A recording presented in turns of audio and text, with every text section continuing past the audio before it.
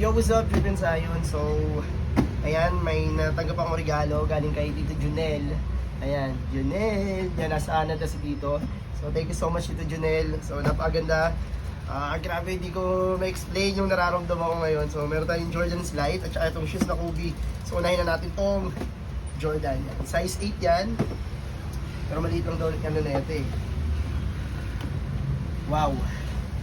Sheesh! Napaka-pogi oh. Ang ganda ng ano, paper. Ayan, paper ano pa yan. Grabe. Wait lang. Grabe, napakaganda na ito. Ito yung inaano ko, parang J5 ba? Jordan 5 na slide. Hydro. Eh, grabe. Napaka-solid. Tingnan mo. Okay. Jordan. Sarap. Hello? Amoy abroad. Check natin. Check natin. Eh, grabe, napakaganda. Okay. Solid, solid. Okay, next natin. Eto, grabe. Eto, box pa lang. Box pa lang, tingnan nyo guys. Parang, ano, chicken skin. Skin ng snake. Kasi Kobe yan. Ito yung first na sapatos ko ng Kobe. Ayan. Uy. Grabe, ang ganda. Ayun no, may pa-picture pa. Shoutout sa Yoda.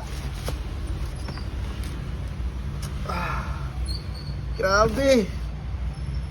Grabe guys, tingnan nyo guys. Eh mga bossing oh. Ahas black mamba na black mamba. Hindi to black cat eh.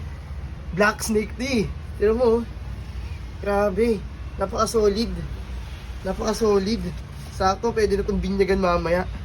Pwede na itong gamitin. Ayan oh. Then, ano pa to? Oh! Wait lang. May candy. Ayan ah, candy. Candy. At eto, guys, grabe. Alam nyo na, ano next na pangalan ng anak ko. Pero na yung Jordan, may Zeus Michael, next Kobe. Alam nyo na. So yun lang, thank you Tito Junel. Ingat ka dyan lagi sa Canada.